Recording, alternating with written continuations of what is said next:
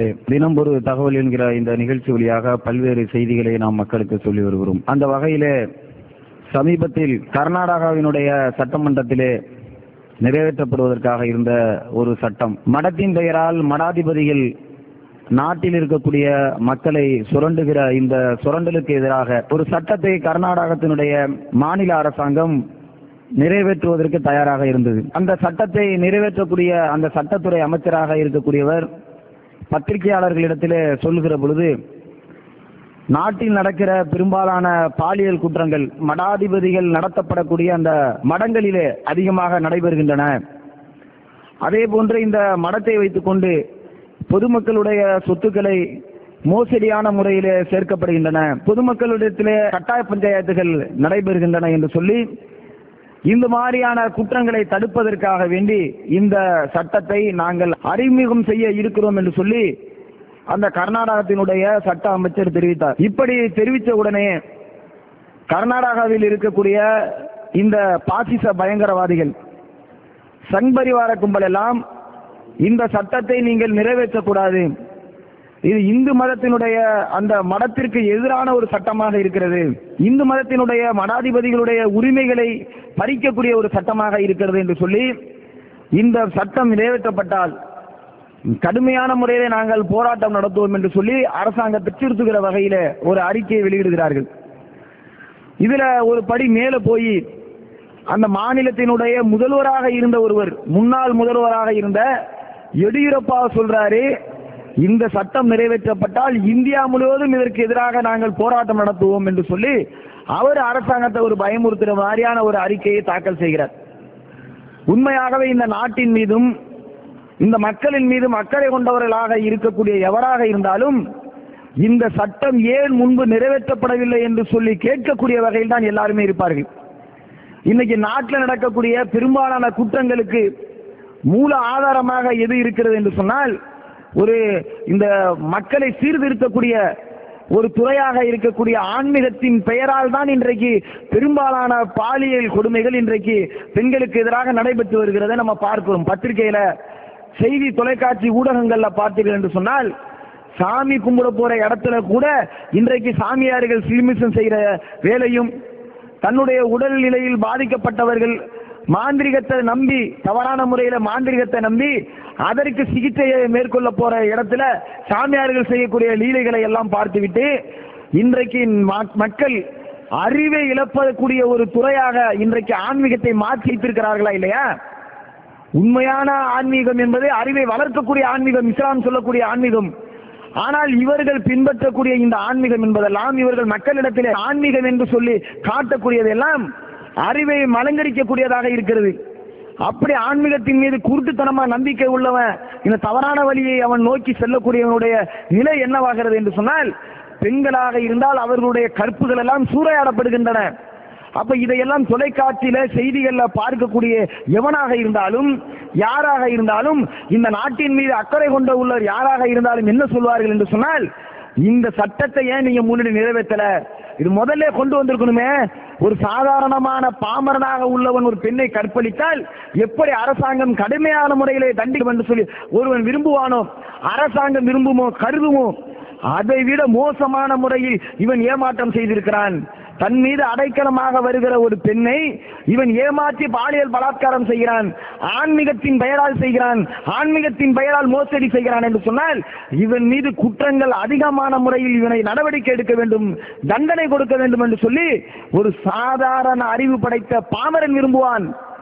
ஆனால் இன்றைக்கு இந்த சங் பரிவார கும்பல், இந்த RSS வகைராக்கள் எல்லாம் இது ஒன்றுமே இந்து மதத்துக்கு எதிரான ஒரு சட்டத்தை இந்த அரசாங்கம் கொண்டு வர போகுதுன்னு சொல்லி மக்களிடத்திலே பரப்புவதற்கு இவர்கள் தயாராகி கொண்டிருக்கிறார்கள், மக்களை உசுப்பேற்றுவதிலே தயாராகி கொண்டிருக்கிறார்கள் என்று சொன்னால் தேசத்தினுடைய விரோதிகளாக இவர்கள் இருக்கிறார்கள். மக்கள் எல்லாம் இன்றைக்கு பாலியல் பலாத்திற்கு உட்படுத்தப்படுகிறார்கள் என்று சொன்னால் அதையெல்லாம் இவன் கண்டிக்கிறது இவனுடைய வேலை இல்லையா? அது மாதிரி தப்பு செய்யறவனை தண்டிக்க வேண்டும்ங்கிறது இதெல்லாம் இவனுடைய நிலைப்பாடா இருக்காதா? சும்மாவா கர்நாடக அரசு ஒரு சட்டத்தை போடுது? அந்த அமைச்சர் சொல்றாரு, நாட்டில் நடக்கிற பாலியல் குற்றங்களை நாங்கள் பார்க்கிறோம், மதத்தின் பெயரால் இவங்க எவ்வளவு மோசடி செய்யறாங்க அப்படிங்கறதை பார்க்கிறோம். ஒரு பெண் பாலியல் குற்றத்திற்கு உட்படுத்தினார்கள் என்று புகார் கொடுத்தால் மடத்தில் உள்ள சட்டங்களை காட்டி இந்த மடாதிபதிகள் தப்பித்துக் கொள்கிறார்கள். அந்த மடத்தில் உள்ள சட்டத்தை எல்லாம் நீக்கி இப்படி ஒரு சட்டத்தை மடத்திற்கு கொண்டு வந்தால்தான் ஒரு குற்றம் நடைபெற்றால், ஒரு புகார் வந்தால் இந்த மடாதிபதிகளை நாங்கள் தண்டிக்க முடியும். அதற்கு தான் நாங்கள் கொண்டுட்டு வரோம். ஏதோ 1-2 வரல, நிறைய இப்படிப்பட்ட குற்றங்கள் கடந்த முறை நடந்திருக்கிறது, இப்ப நடந்துகிட்டு இருக்கு. இதை தடுப்பதற்கு இந்த அரசாங்கம் முயற்சி செய்கிறது என்று சொல்லிதான் ஒரு அழகான சட்டத்தை சொல்கிறார்கள். மடத்தின் பெயரால் எவ்வளவு சம்பவங்களை நம்ம பார்த்திருக்கிறோம். புதுச்சேரியில இப்ப சமீபத்தில் நடந்த ஒரு பிரச்சனை. புதுச்சேரி மாநிலத்தில் பீகாரில இருந்து சிறு வயதில் இருந்து அந்த ஆசிரமத்தில் அடைக்கலமாக தங்கியவர்கள், அவர்களுக்கு படிப்பு அந்த ஆசிரமம் கொடுக்குது, அவர்களால் வளர்க்கப்படுகிறார்கள். 5 சகோதரிகள் வளர்க்கப்பட்டு ஆசிரமத்தில் சேவை செய்வதற்காக வேண்டிய அவர்கள் திருமண வாழ்க்கை, திருமணத்தில் ஈடுபடாமல், திருமணம் செய்து கொள்ளாமல் சேவை செய்யக்கூடியவர்களாக இருக்கிறார்கள் ஆசிரமத்தில் தங்கி. அவங்க ஒரு கட்டத்தில் ஆசிரமத்தின் மேலே புகார் சொல்கிறார்கள். என்ன புகாரு? சம்பளம் கொடுக்கலன்னு சொன்னாங்களா, எங்களை சரியான முறையில் கவனிச்சுக்கல அப்படின்னு சொன்னாங்களா, நாங்கள் பாலியல் ரீதியாக உட்படுத்தப்படுகிறோம், அந்த கொடுமைக்கு தள்ளப்படுகிறோம், எங்களை பாலியல் தொந்தரவு செய்கிறார்கள் என்று சொல்லி மடத்தில் இருப்பவர்கள் மீது குற்றம் சுமத்தினார்களா இல்லையா?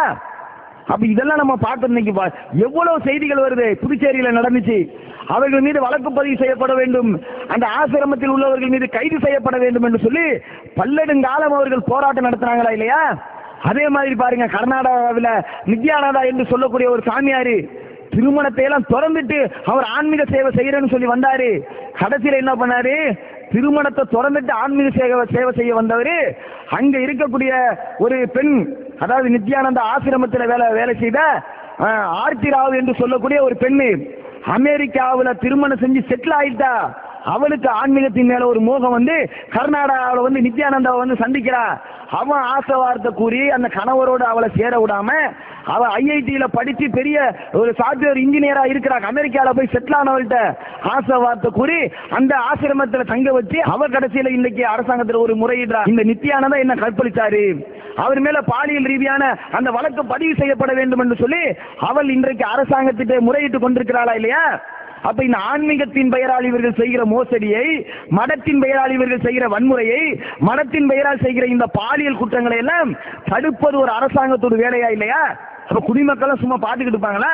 ஒரு சாதாரண குடிமக்களுக்கு உள்ள அந்த பொறுப்புணர்வு கூட இந்த சங்பரிவார கும்பலுக்கு இல்ல, பாத்தீங்களா இல்லையா? அதே மாதிரி என்ன நித்யானந்தா எப்படி மாட்டினா, நித்யானந்தா மாட்டுகிற போது ஒரு நடிகையோடு அவரு நல்ல லீலைகள்ல இருக்கும்போது அதை ஒரு மறைமுகமான கேமரா வச்சு அதை புடிச்சு தொலைக்காட்சியில போட்டான். ரஞ்சிதாவோடு அவன் சேர்ந்து இருக்கிறது மாதிரி இந்த மதத்தை வச்சு பாலியல் ரீதியான விஷயங்கள்ல அவன் விளையாண்டுட்டு போறானா இல்லையா? அதே மாதிரி பாருங்க, இப்ப சமீபத்தில் ஹரியானால என்ன நடந்துச்சு? ஒரு சாமியாரு ஆசிரமம் நடத்தான். அவன் எப்படிப்பட்ட ஆசிரமம்? ஒரு சாதாரணமா உழைச்சி சம்பாதிச்சு கஷ்டப்படுறவனால கூட இவ்வளவு சொத்தை சேர்க்க முடியல. எப்படி இவனுக்கு வந்துச்சு? கிட்டத்தட்ட 30 அடி அளவிற்கு அவனுடைய அந்த ஆசிரமத்தை சுற்றி பல ஏக்கர் இருக்கக்கூடிய அந்த ஆசிரமத்திற்கு அவன் காம்பவுண்ட் எடுக்கிறான். காம்பவுண்டுடைய நீளம் என்று சொன்னால் 30 அடி, வெளியில இருந்து யாரும் பார்க்க முடியாது. ஒரு கோட்டை மாதிரி அந்த ஆசிரமத்தை அவன் நிறுவுகிறான் என்று சொன்னால் அவன் மீது சுமத்தப்பட்ட அந்த குற்றத்திற்காக வேண்டி அந்த மாநிலத்தில் உள்ள காவல்துறை போய் கை வைக்க முடிஞ்ச அவனால. அந்த காவல்துறைக்கு பதிலடி கொடுக்கக்கூடிய வகையில அவன் ஆசிரமத்தில் ஆளை தயாரிச்சு வச்சிருந்தானா இல்லையா? எத்தனை AK-47கள், 400 பேருக்கு மேல அந்த காவல்துறையை எதிர்கொள்கிற ரவுடிகளை வைத்து அவன் அட்டாக் பண்ணானா இல்லையா? காவல்துறைய எதுவுமே செய்ய முடியல. வன்முறை, அந்த நகரமே வன்முறை ஆனிச்சு. ஒரே வன்முறை கோலமாக அந்த நகரம் ஆனிச்சு. ஒரு வாரத்துக்கு அப்புறம் தான் அவனை கைது செய்ய முடியுது. எப்படி கைது செய்ய முடியுது? எங்களால முடியல, துணை ராணுவத்தை அனுப்புங்க என்று சொல்லி மத்திய அரசாங்கத்திலும் இந்த மாநில அரசாங்கம் உதவி கேட்ட பிறகுதான் துணை ராணுவம் வந்துதான் அவனை கைது செய்ய முடிஞ்சு. ராம்தேவை கைது செய்யறது யாரு காரணமா இருந்தா?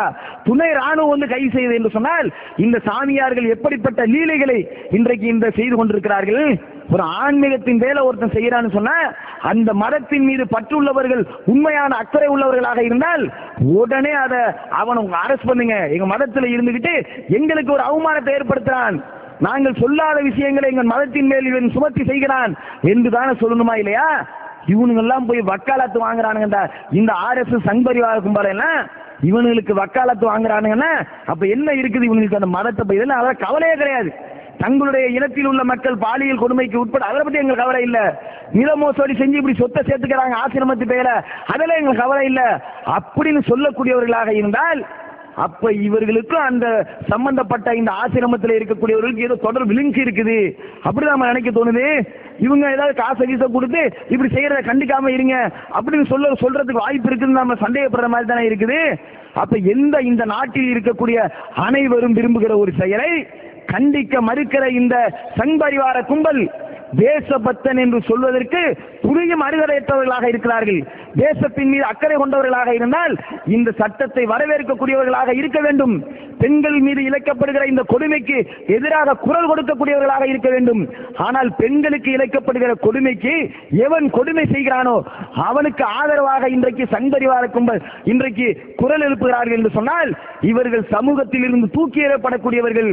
இவர்கள் உண்மையான இந்த மனித சமூகத்தின் மீது அக்கறை இல்லாதவர்களாக இருக்கிறார்கள் என்பதை இந்த தினம் ஒரு தகவல் வழியாக நாம் பதிவு செய்து முடித்துக் கொள்கிறோம். அஸ்ஸலாமு அலைக்கும் வரஹ்மத்துல்லாஹி வபரகாத்துஹு.